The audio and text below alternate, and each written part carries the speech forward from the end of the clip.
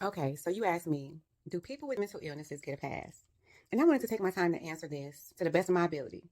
So I had to finish running errands, I had to cook dinner, I had to eat. And now before I do dishes and get distracted and do 73,000 other things, I said, let me make this video now, right? As you know, ADHD would not let us half do anything, but we'll procrastinate forever. But when we get it done, we're going to do it to the best of our ability, child. So listen, buckle up, buttercup. And here's the question again. Do people with mental illnesses get a pass? In my professional life, sure. Right? I don't have any personal investment there. They have not personally invested in me. There's nothing they can say or do to make me feel any kind of way. I deal with mentally ill people literally every day. Right? So, But in my personal life, absolutely not. I don't get passes of any kind. You can't even get a coupon out of me, child. You definitely not gonna get a pass, right? And I don't believe in the benefit of the doubt anymore. I don't do that. I don't do the benefit of the doubt thing. None of that.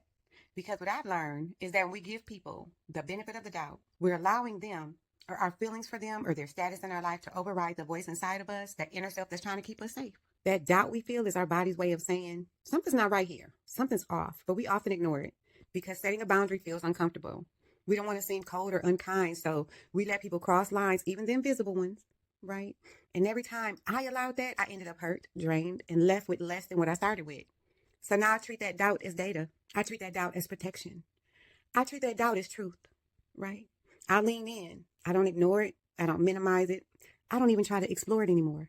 I don't need a why to protect myself. All I know is this feels off, and I'm trusting myself to keep me safe. And I'm gone, right? If you're interacting with someone and that interaction leaves you feeling depleted mentally, physically, spiritually, and sometimes financially, because they do get to your pockets with sob stories, and then you want to make sure you stay in their good graces, right? It could take you days or weeks to recover. The why they treat you horribly, it doesn't matter. It could be mental illness. It could be addiction. It could be trauma. The why doesn't matter. How they treat you and what you feel after interacting with them is what matters.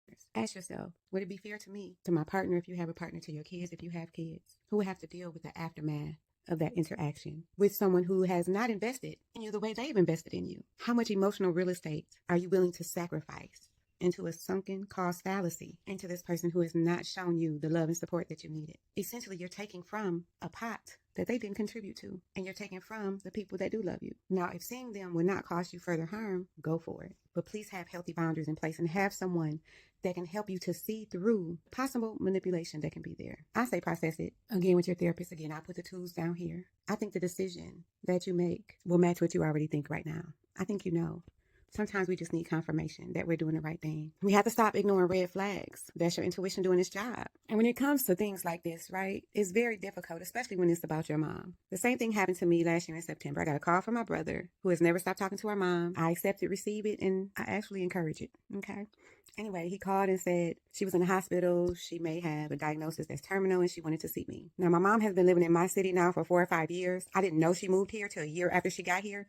And that's because my brother told me a year after she got here, right? That's how dysfunctional our family is, child. Let's just keep it moving. Anyway, this put me in a very hard spot. I had some decisions to make. I needed to process how I felt about that. And I could tell you to process what I did. I don't want to make this video too long, but there were some steps that I needed to take to revisit and to remember how I felt every time I interacted with this person. And was it worth it to actually appease her to my own detriment? And on the other hand, if I didn't go, would there be a consequence for me emotionally there? Then considering the outside noise, family members and family friends that's in your business. You going to visit your mom? You ain't go visit her mom. What kind of daughter is that, right? It's a bad daughter. Hearing those things, right? So now you're working with so many different moving parts. And it seems simple enough because people love to say you only get one mama and they only get one me. And what you do when you burn up something and you only have one of it? You lose it, right? So I can't stand when people say stuff like that. You only get one mother and it's only one of you too. Your point, right? So what I would say to you is if you want to know the steps I took, I could put the links in the comments as well. The journals I used, the books and everything that I used, but it was very helpful in working through that trauma.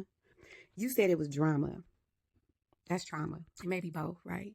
I knew I didn't need closure. I had already made good with myself. I had already accepted the situation. I knew there was nothing she could give me. I didn't know what she wanted from me, but I know I didn't have it. And I knew the price would be too high. For a split second, I had that thought, oh, maybe she wants to apologize or maybe there's, something there. But realistically, what does that even mean if it happens and you are on your deathbed? That would be terrible. I don't think that's what it was. And I only allowed myself to feel that for a moment because I allowed my thoughts to come, analyze it, and make a decision whether I accept it or not, and then I move on, right?